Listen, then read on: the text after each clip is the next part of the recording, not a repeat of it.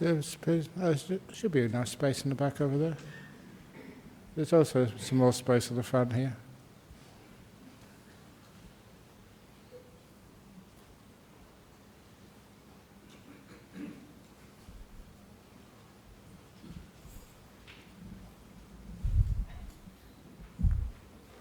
I like it when people come a bit closer, it gives it much more atmosphere. Some of the talks which I give, sometimes more people come than there's seats, and they come and sit on the stage. It's really cool. And one of the last times that happened, I was in Melbourne University, and the talk was advertised on social media, so many people came up, the poor security guards couldn't cope with them, and they're coming in all entrances, sitting in the aisles and then just on the seats around me, until the professor who was supposed to introduce me, he couldn't get in. And I saw him through the glass doors. I can't get in. Introduce yourself. So that was really good fun. I like it when things go wrong, when things don't go according to plan, because that's much more interesting and much more fun than when everything is just so choreographed. And actually, that's a good introduction, because the talk I was going to give this evening, I said, was about planning and how stupid planning is and what a wonderful life it is when we stop planning. And it's so true that when things go wrong, that's life. When it doesn't go according to plan, then there's something which is real about that.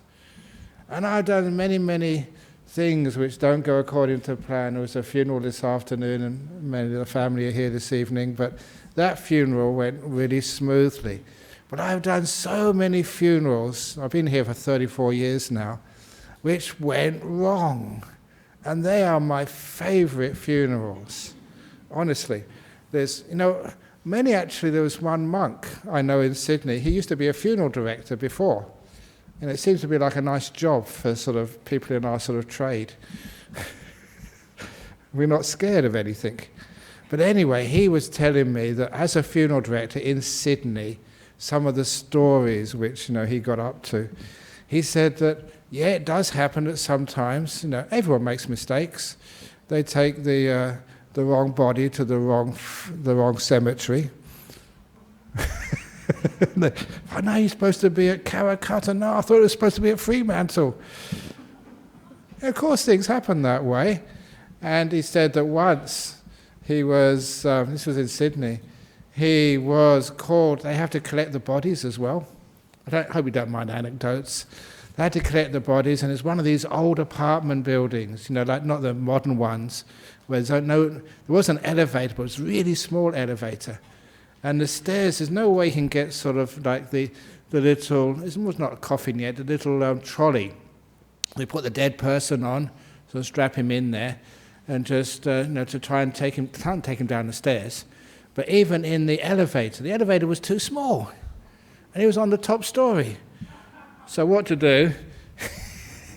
It'd be like some comedy show, but this was real life. Real life is much more funny than anything they can invent on the TV.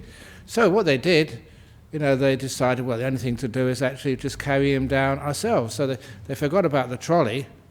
There's just these two funeral directors, in black. They look pretty sort of weird already.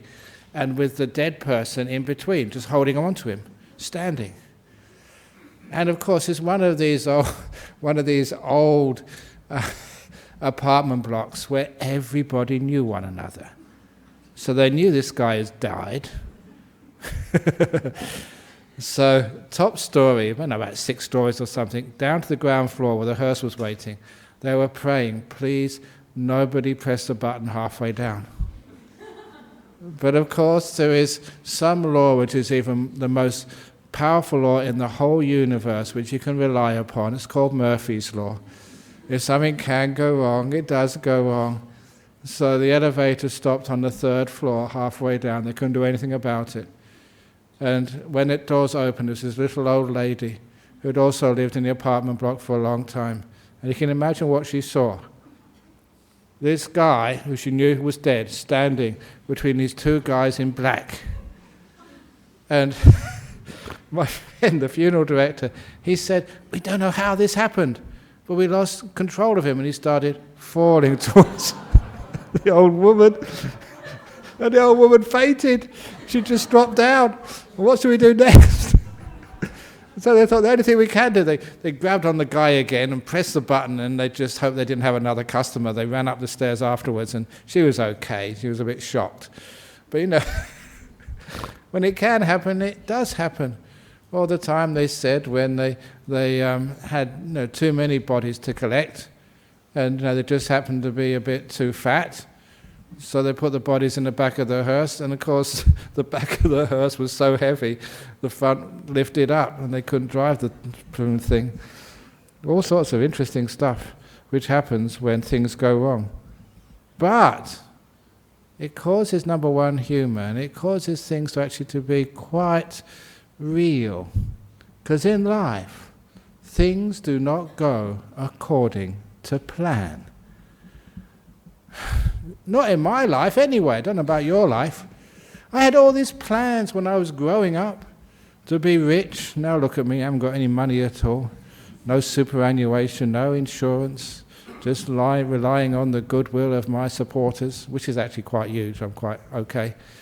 And I thought that, that I would actually go and have a nice house. I thought, I'm 65 now. I thought that when I'm 65 I'll be able to retire and live by the beach somewhere and just do nothing all day. Now I don't live by the beach, but I still do nothing all day. So sort of okay. But everything I ever planned. I remember when I was at university. That's when I first had my, looking at what career you want to do in your world. And my plan was to become a monk. And my plan, become a monk and tell give nice lectures, make people laugh. And when I told people I'd be a speaker and be a monk and give talks, all my friends laughed at me. You're not laughing at me now.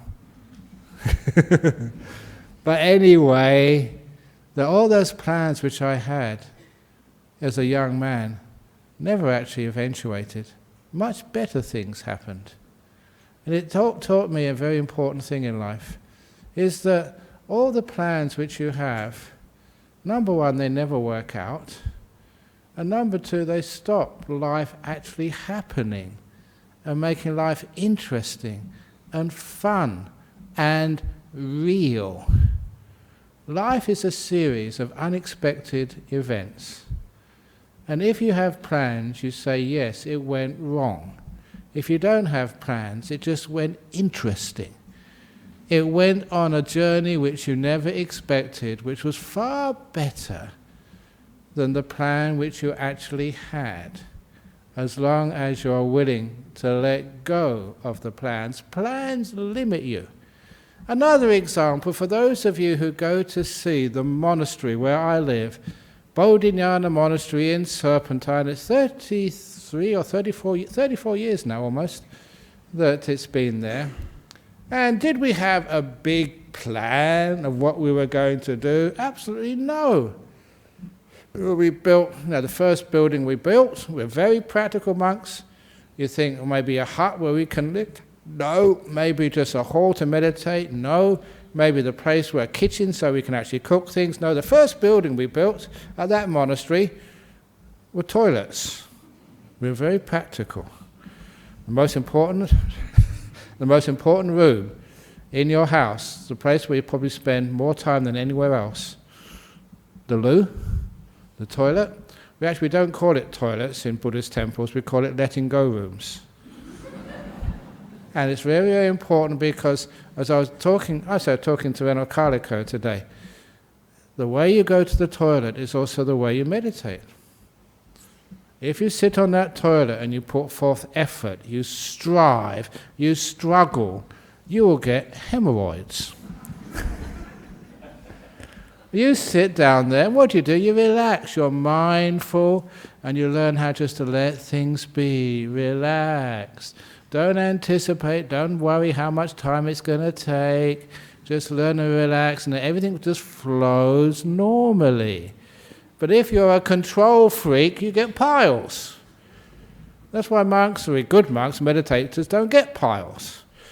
But it's the same when you meditate. If you struggle and strive, you get the hemorrhoids of the mind. You get headaches. And it's just so similar. If you want things to flow and let go, and things actually to be happy, you learn how to just be peaceful and let go. So that was one of the most important rooms we actually ever built in our monastery, the letting go rooms. But we just did that because we needed to. And then once that gets finished, then the next thing, and then the next thing. That monastery evolved without any grand plan. And that's the most important. That's why, when you go there, it's natural. It tends to fit in. Instead of having, please excuse me, about architects or engineers, always have to do a plan before they can do anything. Usually I do the thing first of all, and I draw the plan afterwards. So it fits into the plan. But do it first, because that's nature. Even I did do a lot of building. To do a building, you've got to look at it, feel it, know which way to go next, and just to change it here and to amend it there, to let it grow, let it be sort of organic. And the way we built our monastery is the way I live my life. Never know what's going to happen next. Never planned to actually to become a monk who teaches. My goal in life was to be a hermit. Hermits. I remember there was actually one of the monks over at New Norcia told me there was a hermits conference. No one turned up. It's a joke, it's a nice joke, but that's actually came from New Norcia monks. A conference of hermits and no one turned up. Anyway, back to... we have got some religious jokes every now and again. So, actually I know they've been in the news, but I really like the old Abbot Placid, because, have you ever been to that New Norcia monastery, just about 2 hours north of here? It's really old. And because we were monks, we were friends with these guys, they took us on a tour inside. Really ancient buildings. And so I asked, any ghosts in this monastery? Any ghosts there? And, it was a bit of a trick question. And the Abbot Placid, the Catholics said, no, Catholics, we don't believe in ghosts. So what about the Holy Ghost? Yeah, I caught you. We did become a good friend. I was telling the monks the other day that we try and keep out all the superstitions and rituals as much as possible, because rituals in religion, sometimes they get so boring. And because I'm well connected with the different religions, I did go to the ordination of Kate Goldsworthy. She's the first Anglican female bishop in the whole world, apparently. So she was ordained in St. George's Cathedral. I thought, this is really cool, I can support that. So I went there to St. George's Cathedral for the ordination of the first Anglican Christian female bishop in the world. That's really cool. But the ceremony wasn't cool. 2 hours. 2 hours of ceremonies. But fortunately, they put me sitting next to the Uniting Church head and also Abbot Placid, from New Norcia. We were the heretics. We were on the heretic pew. So we spent the 2 hours. I was well behaved for the first 15 or 20 minutes, but when it got boring, I started telling jokes to Abbot Placid, and he responded. He was a really funny man. Funny monk. He was an abbot as well. There must be something about abbots. You have to have a sense of humour to be able to accept this type of job. But anyway, he was very funny. So we spent over an hour and a half, and they couldn't kick us out or tell us to be quiet for misbehaving, because that's what we were like little kids misbehaving in church. But because we're both abbots, they had to let us go. Anyway, I just remember that was really good fun. But anyway, you don't plan anything, and sometimes when ceremonies go according to plan, this is what we do, and at 7 this is what we do, and at 5 minutes. Have you ever been to ceremonies like that? They're so dead. You might as well get robots to actually do a ceremony like that. Always people sometimes ask me about, can you give a talk about Buddhism and artificial intelligence? I've never seen artificial intelligence yet. Artificial stupidity, yes. But actually, that's if they do get artificial stupidity, something which can mimic human beings. In other words, when mistakes happen, if you can get some sort of IT equipment and it makes mistakes and makes people laugh, then I think, they have this Turing test that you can actually have a computer and people can listen to it and they don't know the difference between a human being. The Ajahn Brahm test is that you can have a computer and it does really stupid mistakes and people laugh, then I think it's artificial, it's mimicking human beings. I never had a computer actually causing people to laugh yet. So artificial intelligence is a long way off, because to mimic human beings you have to also have artificial stupidity, which is part of life. To me that makes life as it truly is. People being humans, making mistakes, plans going wrong. I also tell people when they pick me up from airports and they take me to this place and they take me to that place, and sometimes they get lost. I love getting lost. It's the only time I get to see parts of the city where other people they don't usually take me to, the real city. When you get a plan and everybody knows the right directions, life is just so boring. But when you get lost, you find different places. There was this, just on the edge, there was this one story I remember reading in a magazine. It's an interesting story. It affects Buddhism. There was an English comedian. What's his name? I remember him in a few moments ago. He's quite famous in England, in UK, but not famous anywhere else. He never made it international fame, but he was always on the TV. And he was, my generation, a long time ago. Ted something. Anyway, I'll remember it in a few moments. He was performing in a little theatre in London somewhere. And having finished his show, he was driving back home, but there was a new one-way system in London.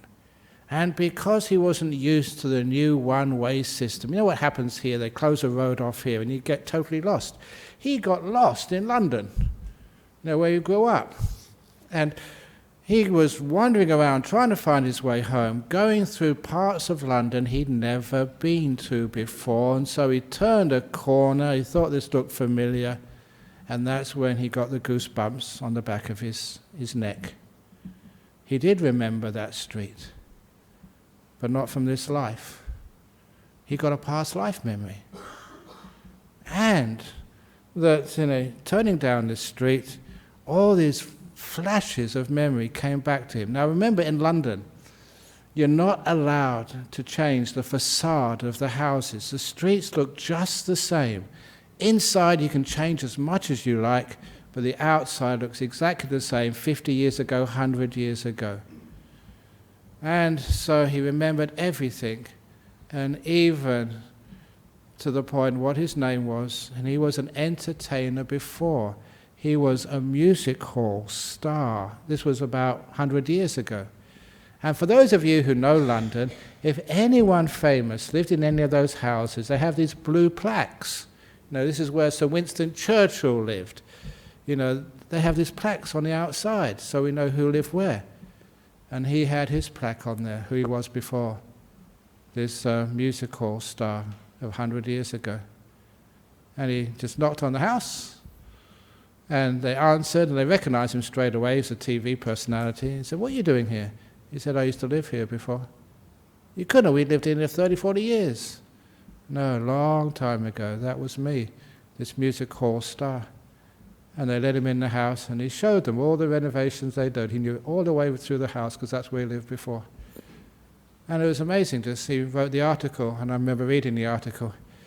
And unfortunately, what happened to him, and I only found this out afterwards, it was real. Because of a mistake of getting lost, he remembered his past life. But it turned out badly for him, because he was working for the TV channel, not the BBC. They had another one, the ITV, the second channel in England in those days. And the boss of that was a very devout Catholic. And as soon as this guy started saying he could remember his past life, he was banned. He could never appear again on the ITV. That was the end of his career. It was a really great shame. But, sorry? Hudd, that's right, Roy Hudd. Roy Hudd. And what was the name of this music hall star? I forget what, but it's basically the most famous music hall star before. It was interesting also, his rebirth. He was like in the music hall an entertainer in his previous life, and in this last life he was an entertainer again. Famous, but not as famous as the previous life. But a natural entertainer, and he remembered his past life just because he got lost. Now I love getting lost because it's much more interesting than going on the same route and finding your way. So don't have many plans. When you go home this evening, don't go on the same route you always go. Get lost. And I'm saying that in a positive way. I'm not being rude to you. And you find parts of Perth you've never been to before, and it becomes exciting, interesting. Going according to plan is almost like being dead. But why is it that people always make plans when they don't need to? And there's a lot of fear there. The reason I'm saying, just as a training, just as an experiment, to go the wrong way sort of tonight, go a different route back home and get lost, be prepared to get lost, because that will give you courage to be much more adventurous in life. Because the reason we make plans is because of fear, that's all. Fear that things will go wrong if we don't make a plan. Life is a series of mistakes. And it's from the mistakes we learn and we grow, and it becomes much more adventurous, interesting, when everything goes totally according to plan. I was brought up like that by my teacher, Ajahn Brahm. You never knew what he was going to do next. You never knew where you're going to stay next. I was telling this to the monks. You'd be happy in a monastery, just meditating, nice and peaceful. And then Ajahn Brahm, my teacher, this is how we were trained, would come up to you and say, "Oh, you're going to the other part of Thailand. I'm sending you to another monastery." I'd say, "Well, next week, no, 2 hours." And before I knew it, I was in another monastery, the other side of Thailand. You had no possibility of preparing yourself. You had to be totally open to anything happening. Totally prepared for the unexpected. And that's something people are afraid of these days.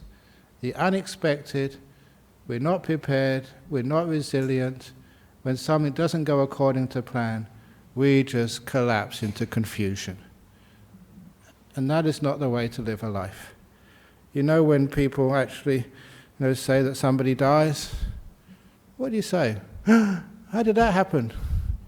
They were 98. What do you expect?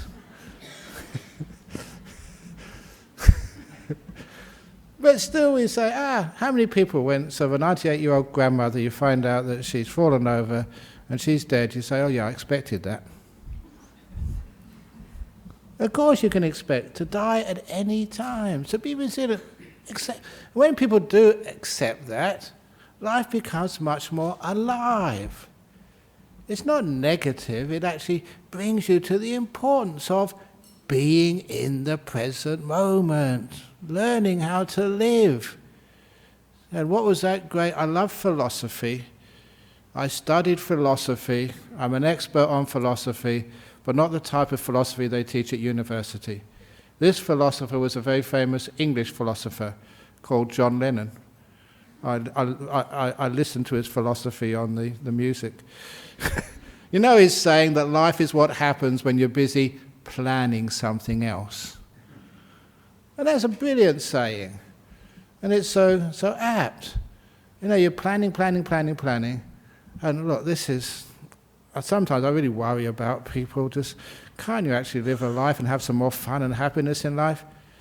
We're having a retreat on at Jhana Grove this weekend. That's why there's a lot of usual people here aren't here this evening. And we just started this evening, and I'm sure there's already people planning what they're going to do when it finishes on Sunday evening. You go to overseas, you go on holiday, you arrive at a nice place, you unpack your bags, and then you plan what you're going to do tomorrow. You're not even here. And after a couple of days, you're planning, how you're going to get home again afterwards. So we're always so far ahead of ourselves that we miss out on life because we're too busy planning something else.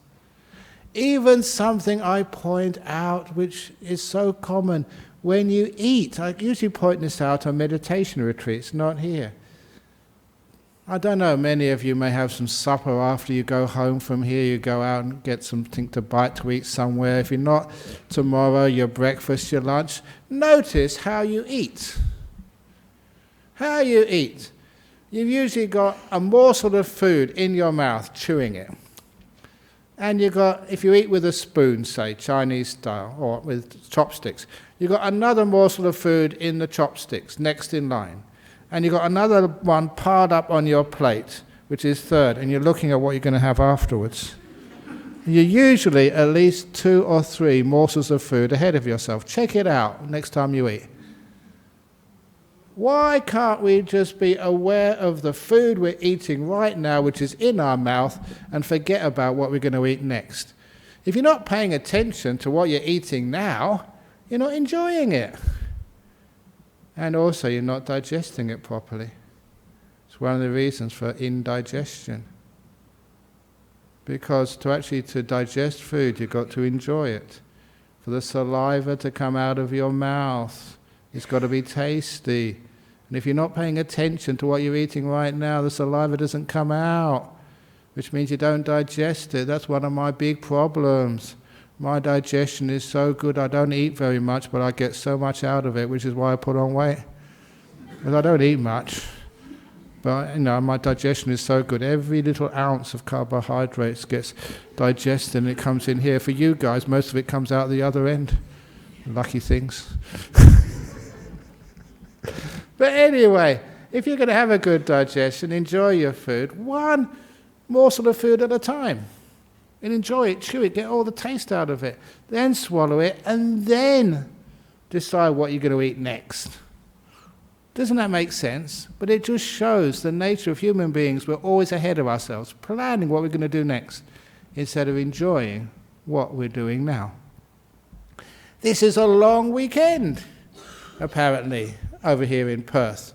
It's called Labour Day. I don't know why they call it Labour Day when no one does any labour. It's a holiday. It should be a no labour day, or maybe a Liberal Day, or maybe if that party wins, maybe One Nation Day next year. Anyway, we'll forget about that. Monks aren't supposed to be political. But anyhow, Green Day. Okay. But anyway, we have a whole weekend, 3 days. What are you going to do? Have you planned it all out already? If you have, please scrap those plans. Otherwise, you can't enjoy it. How about waking up tomorrow morning, not knowing what you're going to do? Not knowing where you're going to go? Totally free. Otherwise, it's just like going to work again. Where you have to go here, be here at a certain time, do that at a certain time. Can't you learn how to relax? Why do you have to have so many plans? Are you afraid of relaxation? And just see what happens. I often mention that time when I was a young monk, just wandering the streets, the roads of Thailand, having no destination, no plans. Beautiful time of a monk's life. I can really recommend it. It was we called it Tudong in Thailand. Charaka is the right word in Sri Lanka. Just wandering. Everything you owned you had on your back. You didn't need very much. You knew that you get some rice and something the next day when in any village you went to, people would feed you. Not much, but enough to keep going. You sleep anywhere, in the paddy fields, I always used to like sleeping in the charnel grounds where they would actually cremate people. Because no villager would ever bother you there. They were always afraid of the ghosts. Ghosts were my protectors and friends. I always liked ghosts.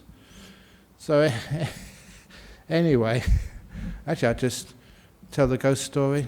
I like rambling on because I don't plan these talks, and it proves I don't plan these talks.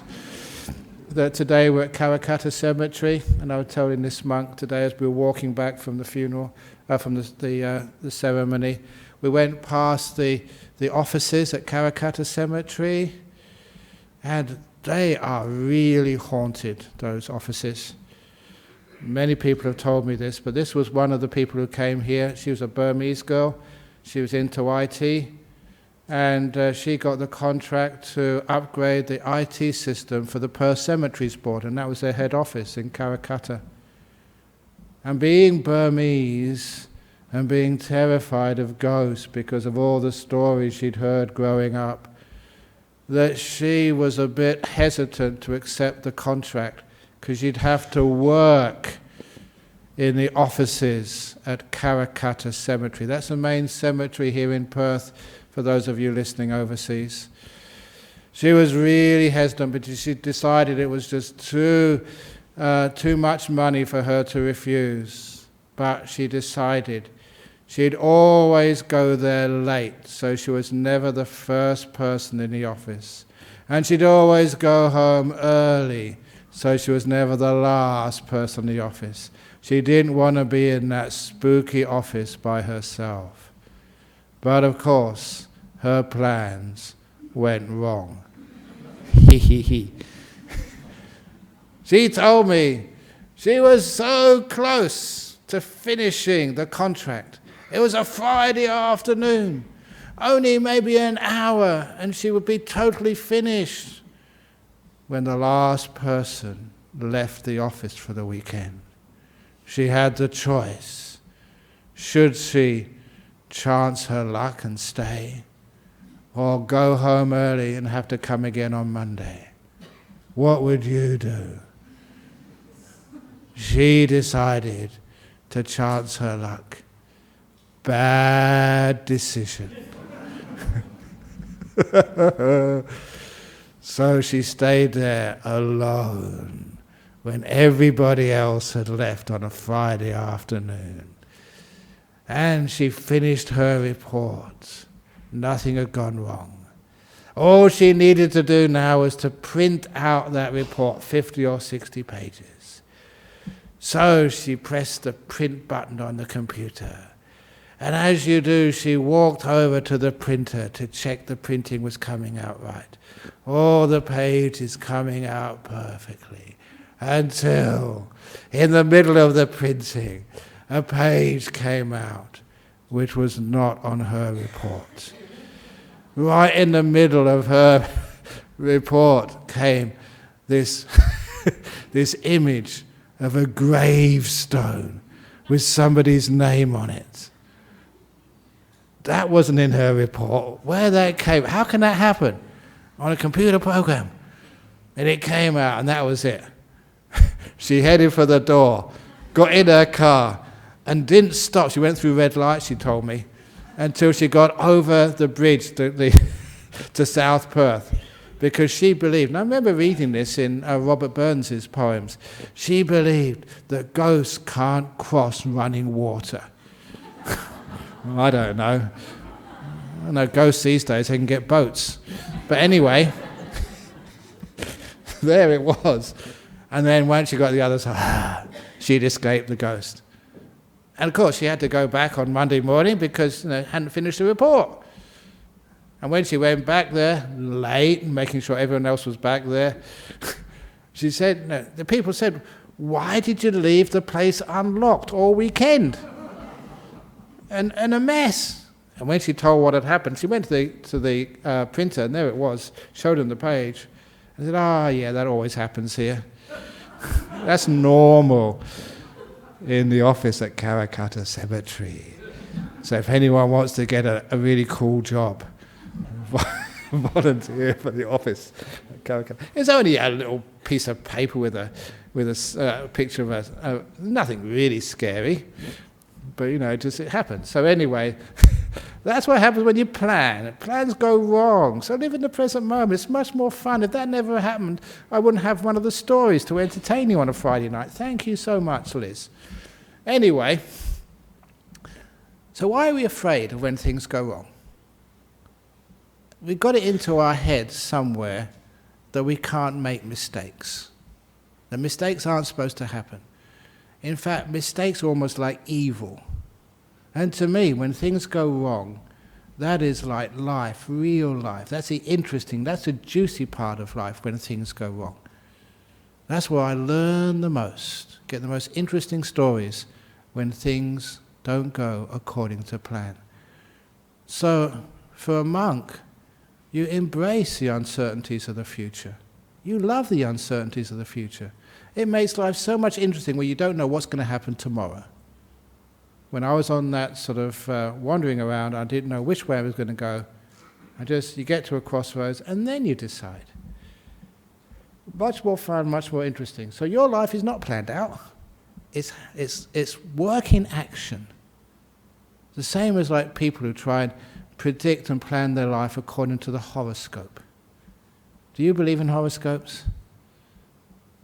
This is my experience with horoscopes. Many years ago, it was my birthday, and there was one of my supporters was thinking, what do you give a monk who wants nothing? Because he's got nothing, and he loves nothing, and he worships nothing. You know that sort of, that's what I always say when I went to Malaysia last year, when this Christian friend of mine, he tried to be cheeky and said, Ajahn Brahm, nothing is higher than God. And I said to him, yes, I agree with you. Nothing. The great emptiness, anatta, sunyata, nothing is the very highest, much higher than your God. He got very offended. He said, that's not what I meant. Yeah, well, that's what I mean. His plans went wrong again. So just what do you give a monk who wants and has and needs nothing? So, what he did, he knew when I was born, so he got my horoscope for that year. My birthday is 7th of August, 1951. So he actually paid a lot of money for this. So he got out the horoscope and he read it in public. He said, Ajahn Brahm, this is my birthday gift to you. This is your horoscope for this year. For those born on 7th of August 1951, he said, in front of everybody, this year will be an exceptionally good year for romance. I was a monk. And I still am a monk. It was wrong. He's a really cheeky man, that. But anyway, he was wrong. So, you cannot predict the future. So open your heart and mind to its uncertainty. Then you're far more alive. There's some people, who go to war zones, whether they're soldiers or whether they're reporters. They look at those times just when they come back and they survive. Sometimes it's a time of when they're really alive, because they cannot plan anything. They really just have to live in the moment, because they could be dead the next second. So there is something in that. Of course they get the traumatic experiences as well, but there's always a positive side to that. I still remember, my family, parents in London who went through the Blitz, the Second World War, and they said it was actually a wonderful time because they could not plan anything. They didn't know whether they were going to die the next day. There was a sense of being alive, being right there in life as it happens, instead of always being in the future sometime. So, when we actually can embrace that present moment, instead of worrying about the future, number one, we do feel that life has far more interest, power, meaning. So those of you who've lost the meaning in your life, it's because you're planning too much. Just worried about the future. And of course, you've heard me say, and this is a very deep teaching, so simple. Don't just think these simple teachings are just meaningless. Some of the most simple teachings, the ones that you can understand, are some of the most powerful and most profound. I know that some people think profound teachings have to be something you don't understand. That's what I experienced when I was a lay person years ago, going to Buddhist teachings, especially Buddhist teachings. We go out afterwards, and some monk was saying these things that no one would understand in a language we couldn't really comprehend. And I said, wow, that was really deep. Yeah, did you understand it? No, I didn't understand it, but it was very deep. I don't know, it's been there. If you don't understand it, you think, oh, it must be profound. No, it's usually gobbledygook and nonsense. But this deep teaching is, right now is where your future is being made. This moment is the only moment you have to do anything about your future. This moment is where you're creating the future. So I noticed that a long time ago. If you're planning, you're actually destroying your future, damaging it, by not preparing for it in the only place you can prepare, which is right now. So look, quite honestly, when I give a talk, even this talk, I was joking, the monk asked me, are we going to give a talk about planning? He said, you're going to plan this talk this evening? No, I'm not going to plan to talk about planning, otherwise I'm a total hypocrite. So this is a total unplanned talk about planning. That's one of, I hope there's none of these officers here know, one of the people I hate most of all, I don't really hate, but just think when you're really wasting your time in the council, and in the government, the planning officers. You've got all these rules and regulations. And sometimes, yeah, you're going to have some rules and regulations, but do they really fit? Sometimes, you just one size fits all, plans and regulations for everybody without any ability to amend it here and amend it there and just to interpret it and just give exceptions. Well, all plans should have so many exceptions to them, because you've got to sort of look at a piece of land if you're going to build something and see what works, instead of see what the regulations say.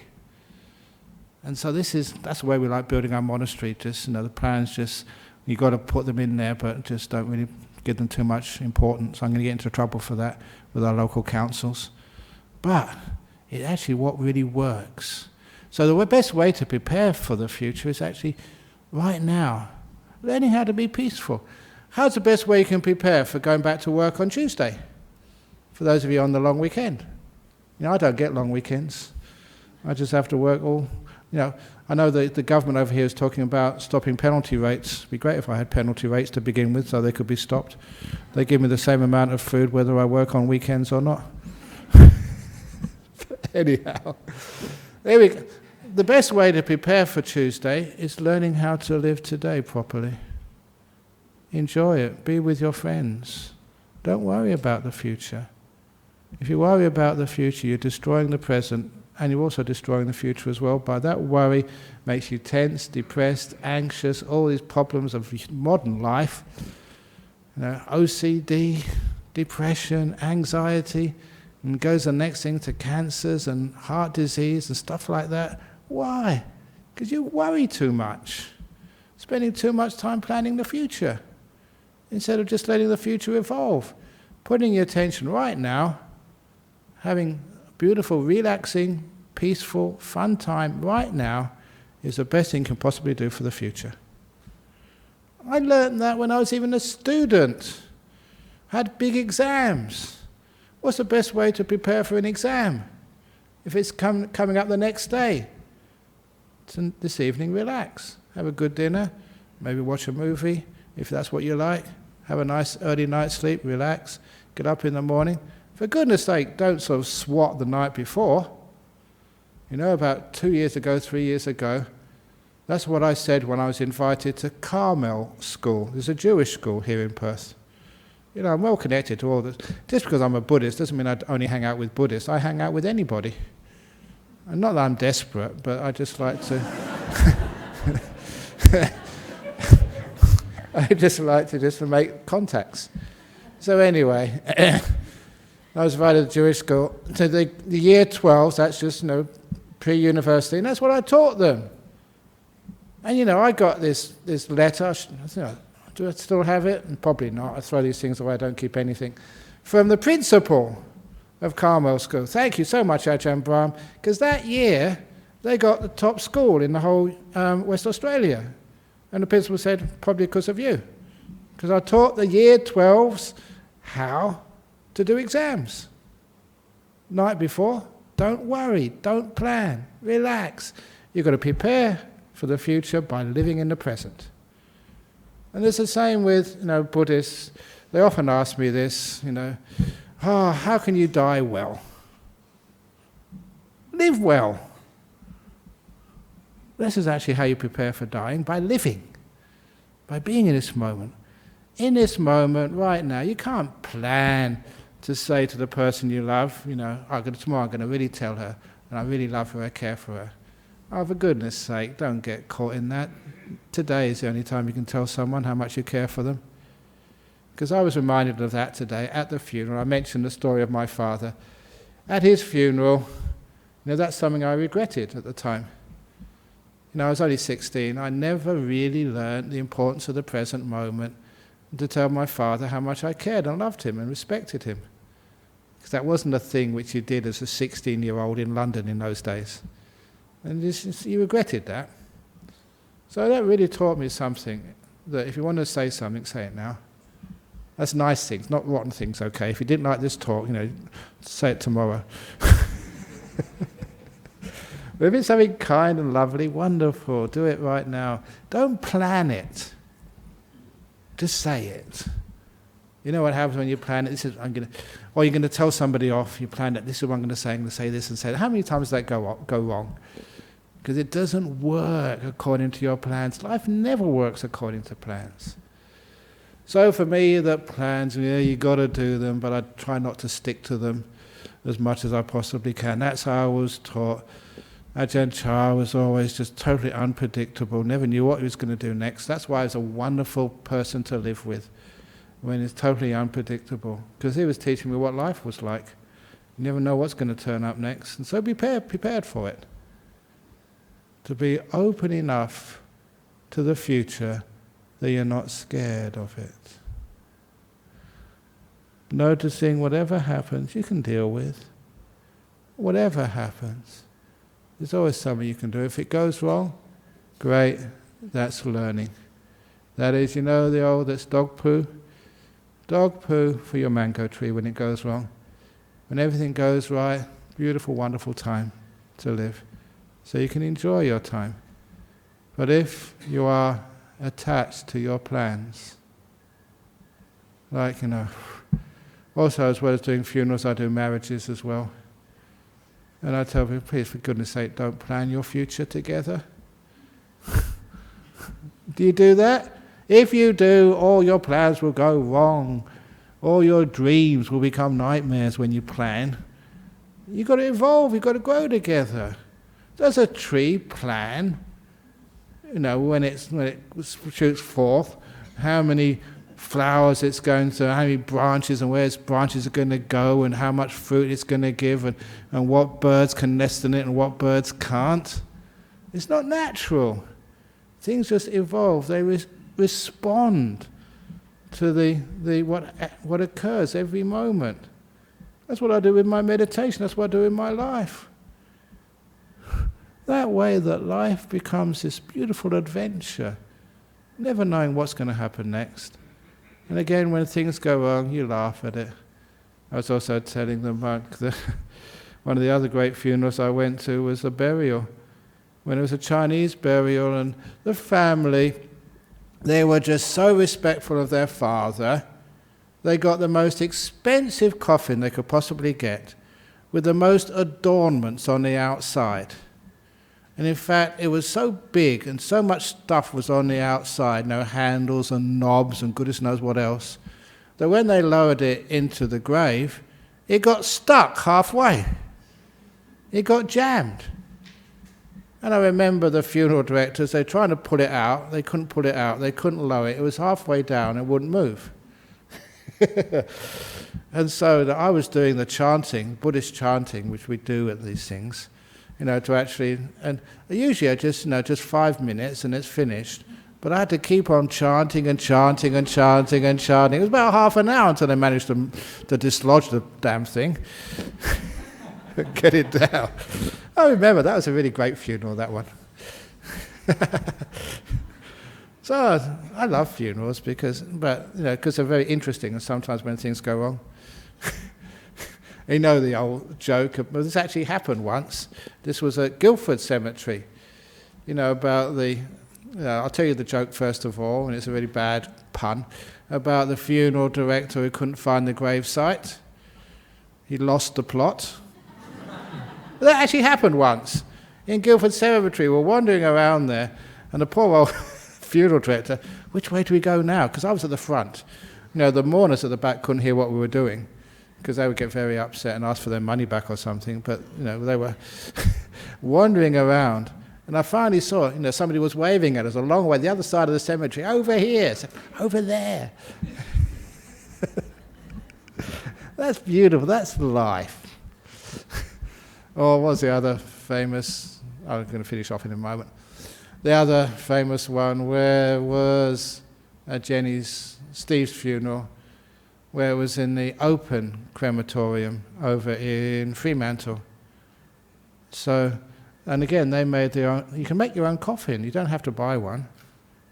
It has to be a certain size.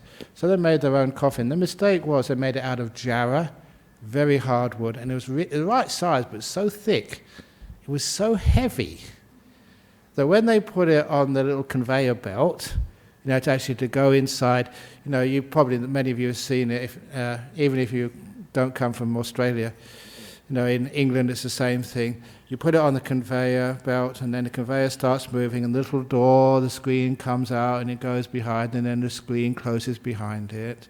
This time it was so heavy, the poor conveyor belt could hardly move it. So it started moving, the screen opened, but before it was all the way through, the screen closed again, and it was halfway in and halfway out.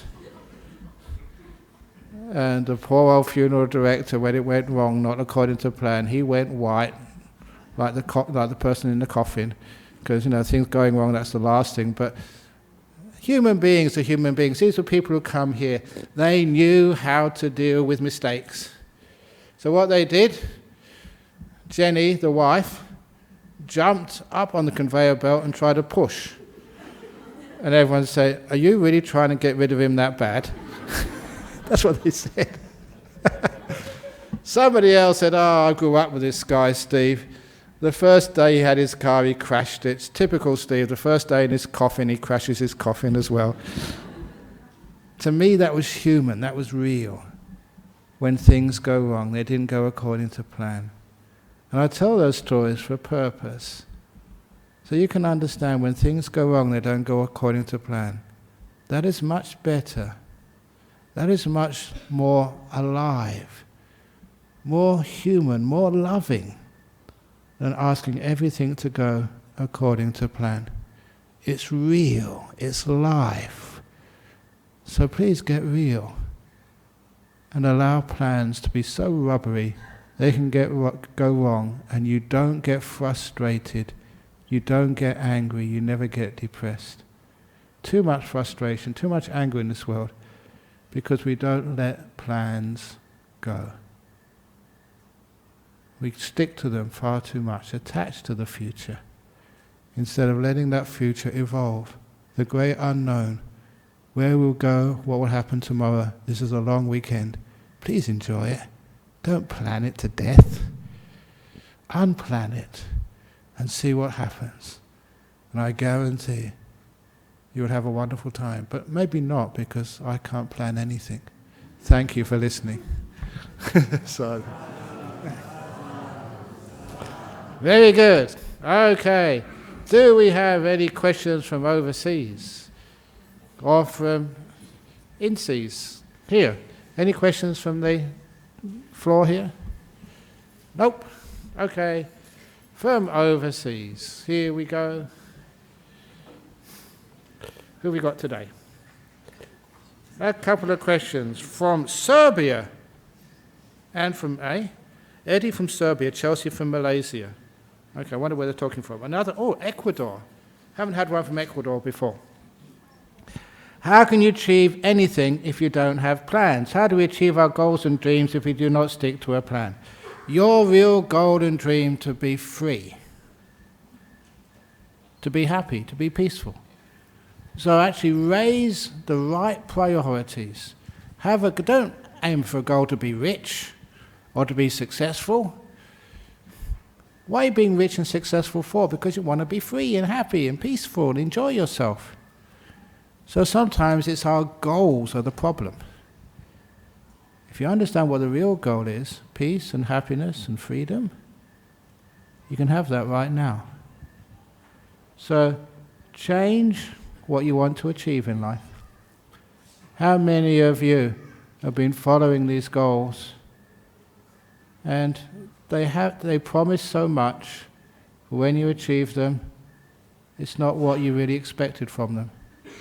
People who try to be famous, people who try to be rich, when they get there, they say, what did I do that for? What it promises you is not what it delivers.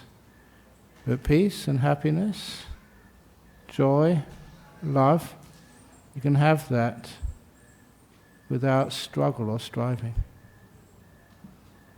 From Ecuador, what is the right attitude to face a serious case of false accusations where my mother and I could face jail? Obviously, if you can get lawyers or whatever to take it seriously, fine, if you can do that. We always have some false accusations. I don't know what the jails are like in Ecuador. If this was in Australia, I still remember the case of this prisoner I met in jail who said he was put in jail for something he never did. And he said, I know other prisoners might say that to you, but I'm being really honest with you. I trust you, I respect you, I wouldn't lie to you, Ajahn Brahm. I didn't do that robbery for which I'm in jail for. Straight away I thought, I'm going to help this guy. I've got contacts. And then when I was thinking who I would call as soon as I got back to my monastery, he smiled at me and he said, but Ajahn Brahm, there were so many other robberies where I wasn't caught. I guess this is fair. Now sometimes, from Ecuador, sometimes it may be a false accusation, which means you may have to go to jail. You didn't do that. But are there other things which you have done where you weren't caught? Sometimes the way that karma works out is very strange. And you don't know all the things. If you can get a lawyer to get out of that, it'd be wonderful. So sometimes we do get accused. There's some really bad and cruel people out there. So the best way of dealing with that, to avoid cruel people, is try and be as kind as you possibly can, as good as you possibly can, so that people, they look at you and say, false accusations, not that person, not that mother, they're just too good. It just doesn't wash because of your good conduct and your friendship and your kindness and your goodness over the years. So when that's happened to me before, I am a good monk. But was it? Some of you may remember this. There was, on a Friday night, somebody put stickers on all the cars parking here saying, do not believe that Ajahn Brahm. They actually put my lay name, Peter Betts. What did I actually say? That he's an adulterer, he slept with my wife or something. And they didn't actually say any names or anything, they just put the stickers on the cars. And so, I didn't see it until afterwards when people came up. So the next Friday I said, here's the sticker. I say, even the Buddha got accused of things like this and he never did anything. So I'm very proud that they put me up there just... I said, look, investigate it, find out. And it's because of my good reputation and openness, no one ever took it seriously. So, false accusations, they will come to every one of you sooner or later in your life. And the only way to protect yourself from false accusations, number one, is expect them. And if you can have a strong enough goodness and kindness, they say that can't be true. Because you might be able to, say, well, prove it, there's no evidence, but still, as they always say in Australia, the mud sticks. If you have an accusation against you, you can't prove you weren't there and didn't do it, so you can't put you in jail, but still the slight on your character can stick. And the only way to overcome that is have a really, really strong, good character. So you say, no, you wouldn't do things like that. And that counts for a lot.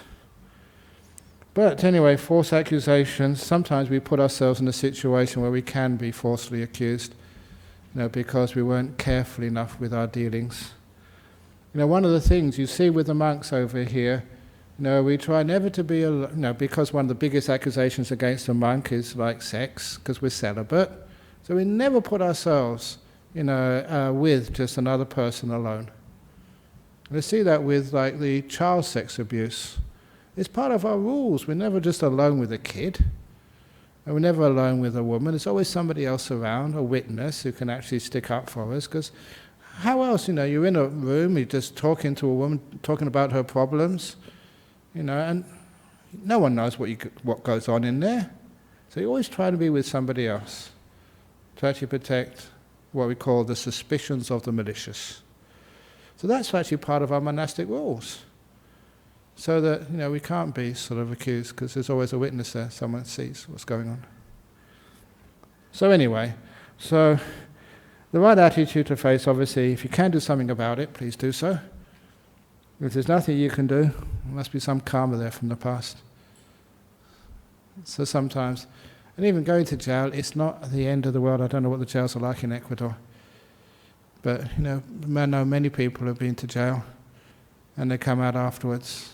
And they're good people afterwards. Look, we got one monk who was in jail before. And he said if he hadn't been to jail, he would never have met the monks. He wouldn't be a monk now. And so good on him. So anyway, that's the best we can actually answer there. Any other questions from the floor here? I know sometimes the questions from overseas, I may not have really got your point, and sometimes I do really apologize overseas. I've only got 2 lines here of a question. I'll try my very best. You've got a question over there. Yes, thank you for the talk. Mark, just a question about, so it's fine not to have a plan. What's the best way to make a decision in the moment?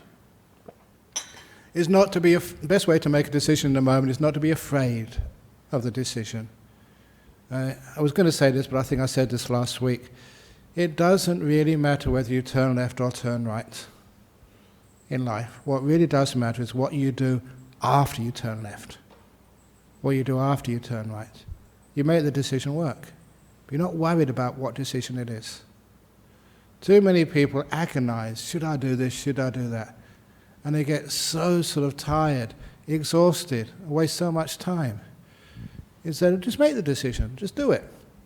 Left or right, doesn't really matter, because I've noticed in my life, what really matters is what I do once I've made the decision. That's why I put the effort and energy, not making the decision, but after I made the decision to make sure I put my energy, effort to make it work. So you start a business, you decide to get married to someone or get divorced or move over to Sydney or something. It doesn't really matter, living in Perth, living in Sydney. What really matters if you decide to stay in Perth, make it work. And don't keep thinking, I should have gone to Sydney, why did I do that? That is the most stupid thing to do. You're here now, make it work. Does that make sense? Okie dokie. So, no more questions. So now, let's pay respects to Buddha, Dhamma, Sangha, and then you can all go home. Maybe, but remember to please get lost on the way home. Who knows what you might find. By the way, that music hall star, his name was Dan Leno, D-A-N-L-E-N-O. If anyone knows that particular time of history of entertainment in UK, he was probably the most famous music hall entertainer ever, Dan Leno. And he got reborn as Roy Hudd.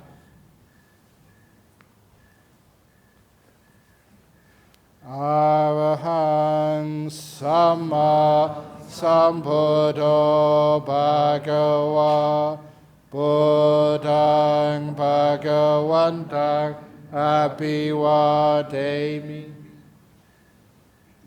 Suwakato Bhagavata Dhammo Dhammang Namasami